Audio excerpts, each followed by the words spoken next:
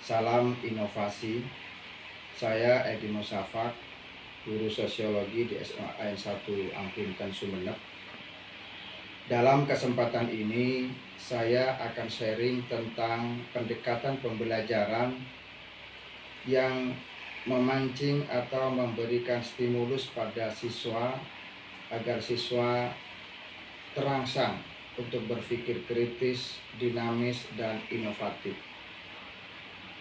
Selama ini, sekilas yang saya temukan pada siswa, terutama dalam pelajaran sosiologi, seringkali terasa terputus dari kehidupan siswa di luar gerbang sekolah. Kalimat ini yang kemudian muncul dari gelisah sederhana ketika siswa hanya mampu menghafal teori, namun mereka bingung ketika diminta menjelaskannya kembali apa yang mereka hafalkan. Dari sini kemudian muncul dua pertanyaan. Yang pertama, bagaimana seharusnya cara mengajarnya? Yaitu tentu butuh model yang inovatif, yang menaruh siswa sebagai penyelidik, bukan sebagai pendengar. Menjadikan siswa sebagai subjek, bukan sebagai objek. Pertanyaan yang kedua yang muncul, apa yang kira-kira yang diajarkannya? Tentu dalam hal ini yang dibutuhkan adalah kurikulum yang fleksibel, yang artinya yang dapat disesuaikan dengan kebutuhan belajar siswa. Singkatnya, saya mengambil judul model pembelajaran inovatif dan kurikulum adaptif ini untuk menguatkan kecakapan abad ke-21. Ini karena saya merangkum sebagai jawaban dari dua pertanyaan di atas. Model pembelajaran inovatif dan kurikulum adaptif untuk menguatkan kecakapan abad 21. Kalimat ini merujuk pada pendekatan dua lapis untuk memastikan siswa tidak hanya menguasai konten, tidak hanya menghafal, tidak hanya mendengar, tetapi tumbuh sebagai pembelajaran yang siap menghadapi dunia cepat berubah. Model pembelajaran inovatif yang dimaksudkan adalah ini sisi cara mengajar, metode yang menggeser guru sebagai pusat ceramah menuju siswa sebagai penyelidik aktif.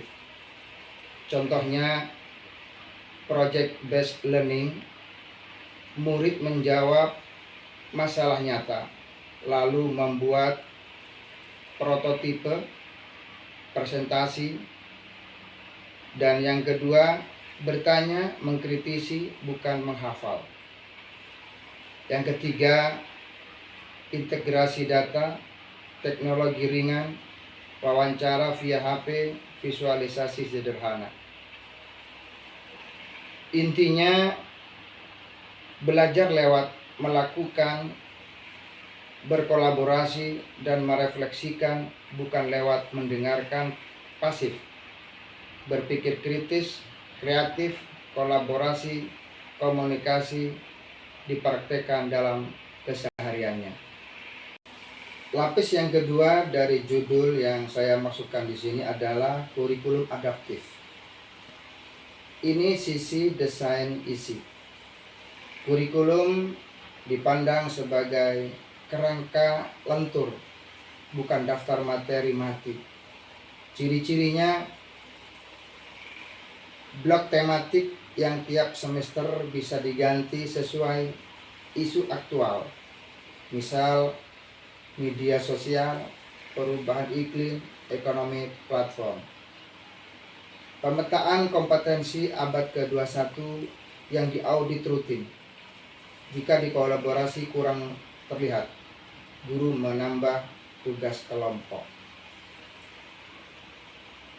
Yang dilakukan selanjutnya adalah umpan balik cepat, survei, jurnal mini tiap blok untuk revisi sebelum blok selanjutnya.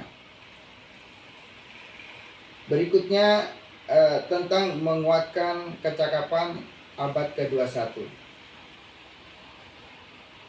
Keduanya digabung supaya kecakapan seperti memecahkan masalah, literasi digital, empati lintas budaya, dan belajar mandiri muncul nyata, bukan sekadar tertulis di silabus. Model inovatif memberikan pengalaman belajar yang hidup bagi siswa. Kurikulum adaptif menjamin pengalaman itu relevan dan terus diperbarui. Hasilnya tentu siswa dapat terlatih menghadapi ketidakpastian, berpikir kritis atas informasi, berkolaborasi walau berbeda pandangan, menciptakan solusi kreatif, dan mengkomunikasikannya dengan jelas. Inilah inti yang dimaksud kalimat tersebut.